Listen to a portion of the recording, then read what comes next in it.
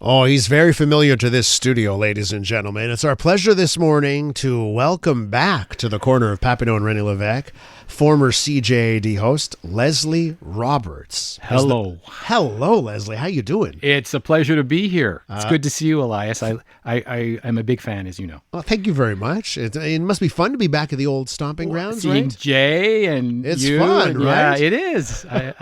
This is a special place, not only to us, but to Montreal. So we get in this morning, and it's funny because, you in the last little while, you've started writing opinion columns. You came on this show to opine a little while back, and so I've been seeing that. Yeah. We actually reached out to you yesterday because we're like, hey, let's get Leslie on the Big Five. We had talked about, on Twitter, we had shared some mediums. Hey, you should start contributing, right? Yeah. And we reached out to you, and this is what I learned this morning. It's like, hey, Leslie's response was a little bit like he can't say something, And then we find out this morning that's why you couldn't come on the Big Five. If you're running in politics, you can't be on the Big Five. So you're running for Ensemble. You're running in Peter-McGill, right downtown Ville-Marie. Yeah, where I live. Why? Why? That's the big question. And I'll be honest, when I was first approached, I said, why should I do it? Before I said yes. And in discussions with our leader, Soraya Martinez-Ferrada, and talking about her vision for Montreal, and, having spent a few years in your chair, many more interviewing politicians over the years, I learned the frustrations of Montrealers. I asked the tough questions of the politicians, as you do every day. When you open up your lines, when you have your Big Five and you go over the issues of the day, you hear it firsthand.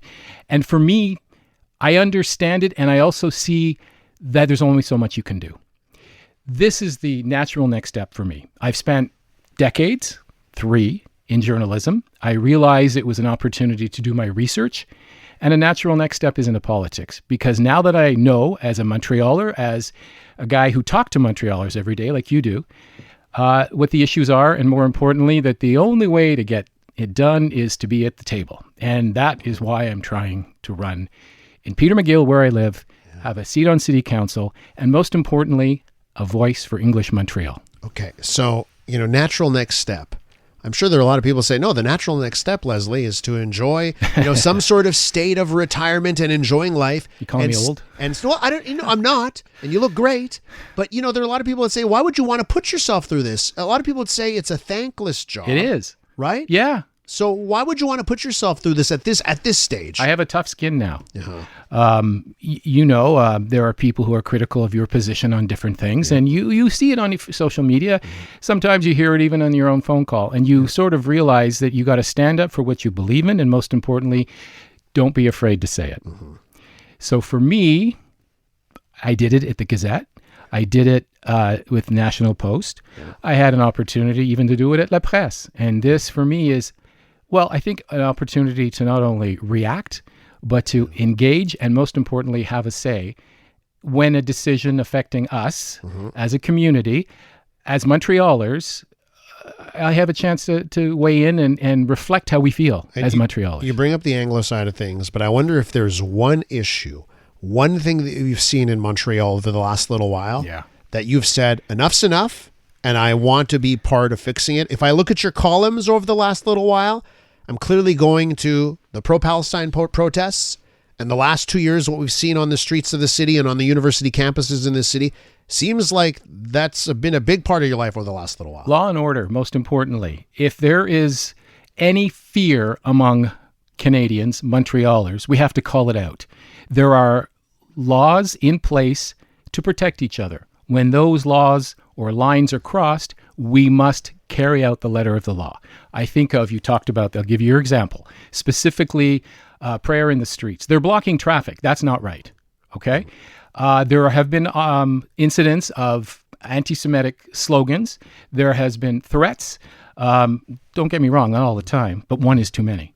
And we need to basically look at the law that's in place, regardless of who they are. If there is a protest and they're disrupting traffic or they are spreading potentially hate speech, we need to step in. So are you saying, obviously you've had discussions here with Soraya Martinez-Ferrada, and that Montrealers on the ballot come November, there will be 2 options, and it'll be projet, which will be like, we're going to keep doing what we've been doing over the last couple of years, and that your party, Ensemble, will have a very direct, different view on how they would handle these protests if Ensemble was in charge? Here's what I can tell you. The hate and violence have no place in our city. I can tell you that we've always been a peaceful city. Living together is very important, okay? And most importantly, back to the letter of the law, any public protest, gathering in a park or street of more than 50 people requires supervision. Police have to be on standby for obvious reasons, and as well as give the itinerary to the police officer. And that wasn't happening in those particular cases you cited. Yeah. So under Ensemble, if Ensemble Montréal wins, we're going to see a difference in policing and how these Can it get any worse? Can it get any worse right now? Yeah. Is it being are the laws being applied? Yeah. No. So the answer is, I can say that we believe in law and order. Yes. Are you worried that maybe opponents will try and go and look through your columns and try and frame you a certain way? Absolutely. And how do you see? I mean, I stand up for what I believe in. At any time that there is someone who feels unsafe in our community, someone who is targeted, someone who has faced vandalism, regardless of who they are, Elias, we need to call it out. That's what I've been doing. Peter-McGill, right? Yeah. That's where you're going to be running. Okay. Do you remember those days on Crescent Street when we were younger? I mean, there was a lot of time spent in those streets, and I live there now, and it's not the same. It's not the same. Yeah. So what's your messaging? You mentioned like law and order and that kind of thing. Yeah. What do you think needs to be changed on whether it's the homelessness issues, let's take mental that one health, first. Drug use, all that? Yeah, that is a big one. Under the current administration, clearly the priorities, the plans have failed. And when in discussions with Soraya about what are we going to do, this is the number one issue. I walk down street, I see the failures of the current administration. And I sit there and I say, what are we going to do differently? And she has already committed to doing what is necessary. Consult the experts when it comes to those who don't have a home. Consult the experts about those who have drug problems. And obviously mental health as well. So there'll be a roundtable. There'll be the experts. We will come up with a plan. At this point, it can't get much worse. The number of homeless people has doubled under the current administration. But as you know, it seems like Montreal's just going down the path to follow what they've already tried. Well, why do you say that? I'm committing myself to trying harder. I'm looking for solutions, speaking to the experts, looking at ways, practical ways that we can apply it and honestly make a difference. I wouldn't be in this race to fail. Does it require any tougher policing? It might. It might. I would say not necessarily tougher policing, but more present policing. Gotcha. Yeah. I will be there. I will be lobbying my administration, of which I'm at one voice, to do more for the downtown core when it comes to security. I want to bring back the days when you walk downtown, whether it's in Shaughnessy Village or even down along St. Catherine Street, as we used to know it, with arm to arm. There's a different street. That's a street that is very much different from how it was 20 years ago or 10 years ago. The familiar voice you're hearing is Leslie Roberts, of course, a former CJAD 800 host. He's now going to be running for Ensemble Montréal in the Peter-McGill district in the Ville-Marie borough in this November's election.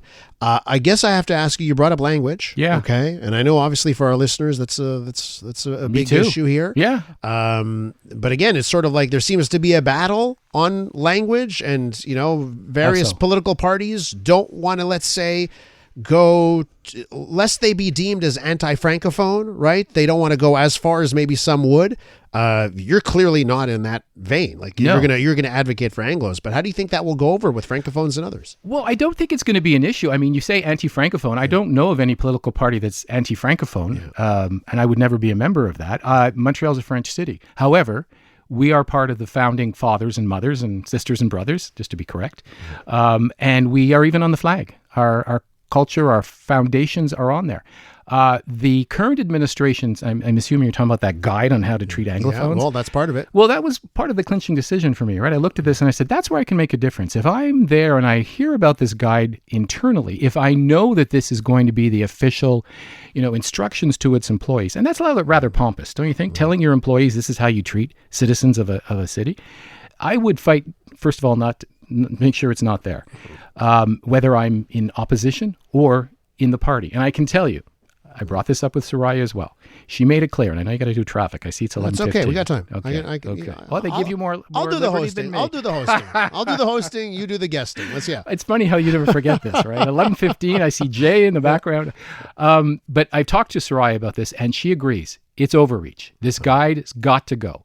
That under Bill 96, which is a provincial law that all municipalities must apply, there is the room for services in English, and it will be respected. And there will be. I wouldn't have joined if, and I'll tell you quickly, as I watch the clock, I went to pay my taxes a couple of years ago, and I walked in there at the cashier, and I had a question about specifically my property taxes, and I said, c'est quoi ça?